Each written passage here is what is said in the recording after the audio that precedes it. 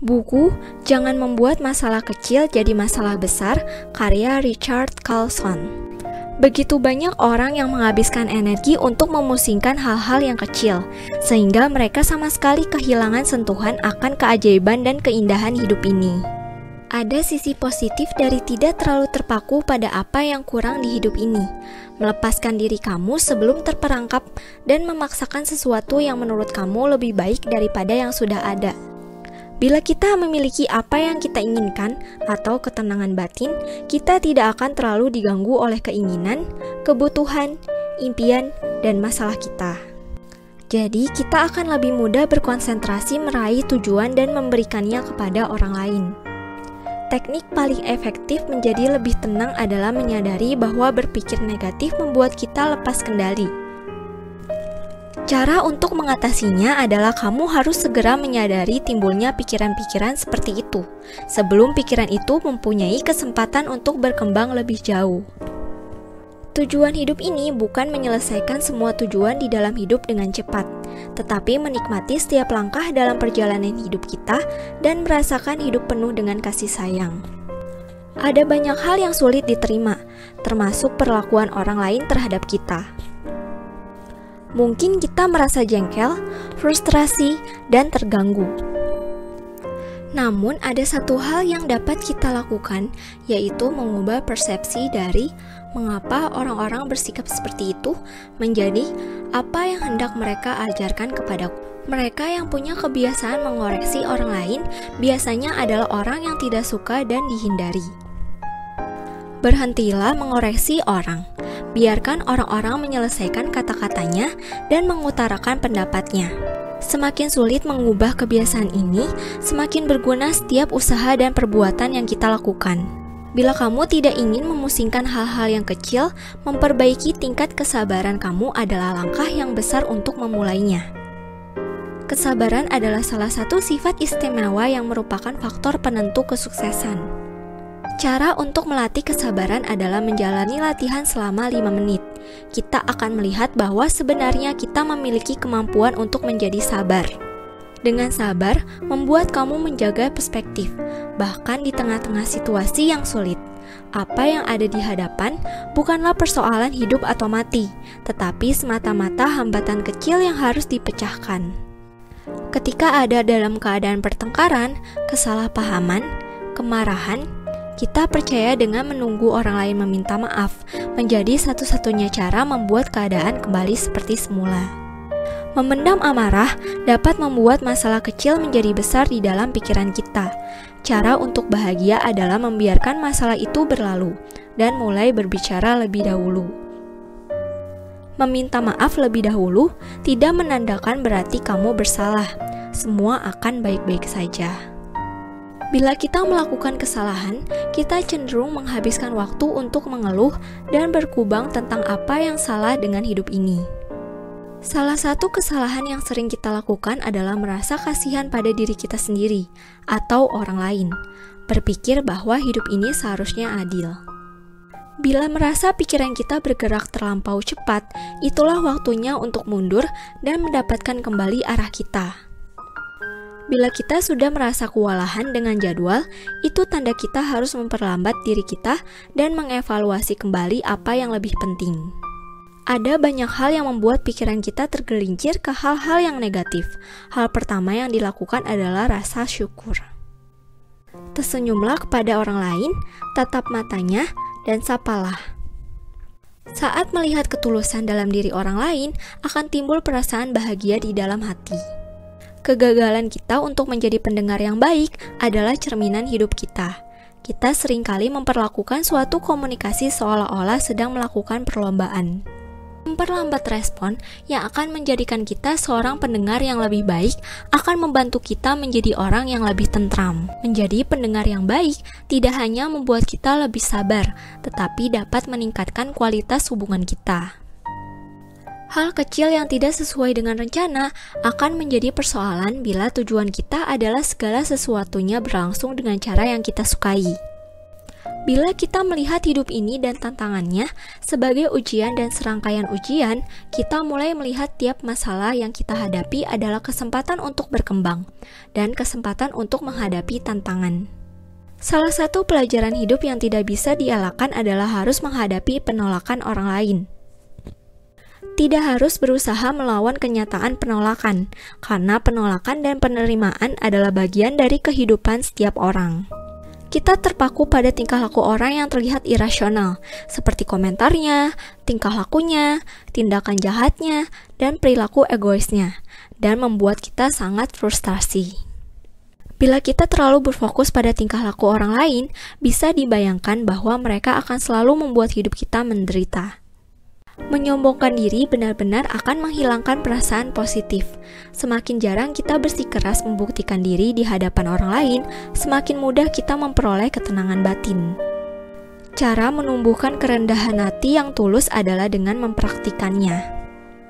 Mencari kelemahan orang lain tidak ada gunanya, selain hanya benar-benar mendefinisikan kita sebagai seorang yang butuh dianggap bersikap kritis. Yang dilakukan adalah tahan diri dan diam. Semakin jarang mencari kesalahan orang lain, maka semakin sering kita menemukan betapa sangat indahnya hidup ini.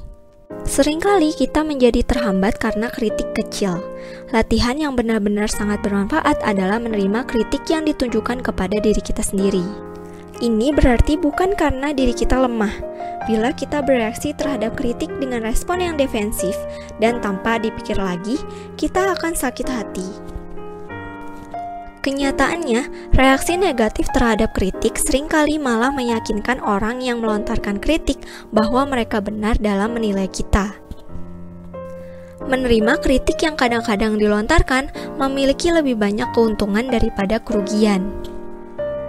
Menyimak pembicaraan seseorang adalah hadiah yang paling langka dan paling berharga yang dapat kamu berikan.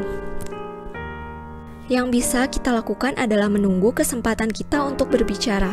Kita tidak sungguh-sungguh mendengarkan orang lain, hanya menanti celah untuk mengungkapkan pandangan kita. Berusahalah sedikit untuk membaca artikel atau buku dengan sudut pandang yang berbeda. Memperluas pikiran dan membuka hati terhadap ide-ide baru. Keterbukaan baru ini akan mengurangi stres yang dibutuhkan untuk menyingkirkan sudut pandang orang lain. Berusahalah untuk memfokuskan diri hanya pada satu hal. Bila perhatian terfokus, kamu akan menjadi terserap dan tertarik pada pekerjaan kamu. Betapa cepat dan efisiensinya kamu menyelesaikan tugas. Bila kamu merasa ingin marah, ambil napas panjang dan dalam, lalu ucapkan angka 1 kepada diri sendiri. Lalu buatlah diri kamu rileks sambil menghembuskan napas. Ulangi proses yang sama dengan mengucapkan angka 2, begitu seterusnya sampai paling sedikit angka 10. Kombinasi dari menghitung dan bernapas ini sangat membuat rileks sehingga hampir tidak mungkin mempertahankan kemarahan bila kita telah menyelesaikannya. Bila kita menciptakan tujuan untuk menjadi lebih fleksibel, beberapa hal yang mengejutkan akan mulai terjadi. Kamu akan merasa lebih rileks, tetapi tetap tidak kehilangan produktivitas. Menghancurkan diri seseorang ketika seseorang memfokuskan diri pada apa yang kita inginkan, bukan apa yang kita miliki. Kebahagiaan tidak akan pernah kita temui bila kita selalu merindukan sesuatu yang baru. Ada cara untuk menjadi bahagia. Caranya adalah mengubah penekanan pada pikiran kita dari apa yang kita inginkan menjadi apa yang kita miliki. Buatlah catatan bagi diri sendiri untuk mulai lebih memikirkan apa yang kamu miliki, bukan apa yang kamu inginkan. Tidak ada waktu yang lebih baik untuk berbahagia selain saat ini. Hidup kita selalu terisi oleh tantangan. Walaupun begitu, yang terbaik adalah mengakuinya dan memutuskan untuk menjadi bahagia. Semakin kita berjuang mengalahkan masalah kita dan semakin kita ingin masalah itu berlalu, maka semakin bertambah parah masalah itu kelihatannya dan semakin banyak stres yang ditimbulkannya. Daripada mengesampingkan dan melawan masalah tersebut, cobalah merangkulnya. Mencoba merangkulnya dengan cara yang lebih lembut yang memasukkan keinginan yang tulus untuk belajar dari masalah tersebut. Kita tidak tahu apa yang akan terjadi. Seringkali kita membesar-besarkan sesuatu. Bila kita tetap tenang dan terbuka pada segala kemungkinan, kita dapat percaya bahwa akhirnya semua akan baik-baik saja. Kita perlu menerima segala aspek dari diri kita. Dengan menerimanya, kita akan merasa lebih tenang dan lebih peduli. Bila sifat-sifat negatif muncul, kita dapat mulai mengenalinya sebagai bagian dari gambaran yang lebih besar daripada memberi penilaian dan mengevaluasi diri hanya karena kita adalah manusia. Tidak ada yang berhasil 100% atau bahkan mendekatinya. Yang paling penting adalah kita berusaha sebaik mungkin dan bergerak ke arah yang benar. Menyalahkan orang lain membuat kita tidak punya kekuatan atas hidup kita sendiri, karena kebahagiaan kita bergantung pada tindakan dan tingkah laku orang lain yang tidak bisa kita kontrol. Hidup akan menjadi sangat jauh lebih menyenangkan dan lebih mudah dikelola bila kita berhenti menyalahkan orang lain. Sumber ketegangan kita berasal dari ketidakmampuan kita menerima bahwa hidup ini dalam berbagai cara berbeda dari yang kita harapkan. Ketegangan yang berasal dari diri kita sendiri dibentuk oleh cara kita membentuk hidup kita dan cara kita bereaksi menghadapinya. Lain kali, bila kamu bertengkar, daripada mempertahankan pendapat, cobalah melihat sudut pandang orang lain. Dengan lebih dulu memahami, berarti kita menghargai dan menghormati orang yang berbicara kepada kita di atas kebutuhan kita untuk menjadi benar. Kita menghabiskan masa-masa hidup kita dengan mengumpulkan prestasi, pujian, pengakuan, dan mencari pembenaran, sehingga kita tidak melihat apa yang sesungguhnya paling bermakna. Daripada terperangkap dalam menganalisis perasaan negatif, pertanyakan mengapa kamu merasa begitu. Cari tahu, apakah kamu dapat memanfaatkan perasaan untuk memandu kamu kembali ke jalan menuju kedamaian. Jangan berpura-pura perasaan negatif tidak pernah muncul, tetapi berusahalah mengenali bahwa alasan kamu merasa sedih, marah, stres, dan lainnya adalah kamu sedang memusingkan hal-hal yang kecil. Mundurlah, tarik napas, dan rileks. Seringkali konflik batin kita berasal dari kecenderungan kita untuk mencampuri masalah orang lain. Daripada menunggu orang lain memberikan kasih sayang yang kita dambakan, lebih baik kita yang menjadi visi dan sumber kasih sayang. Kita harus mengisi hidup kita dengan kasih sayang dan kebaikan untuk memberi teladan bagi orang lain, sehingga mereka pun akan mengikuti jejak kita.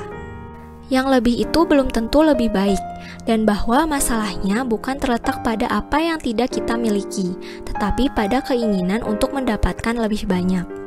Hidup tidaklah selalu menjadi seperti apa yang kita inginkan. Hidup akan berjalan sebagaimana adanya. Gagasan untuk membuka hati kita pada apa yang ada di dekat kita. Demikian ringkasan buku Jangan Membuat Masalah Kecil Jadi Masalah Besar karya Richard Carlson. Semoga video ringkasan ini bermanfaat dan sampai jumpa di video selanjutnya.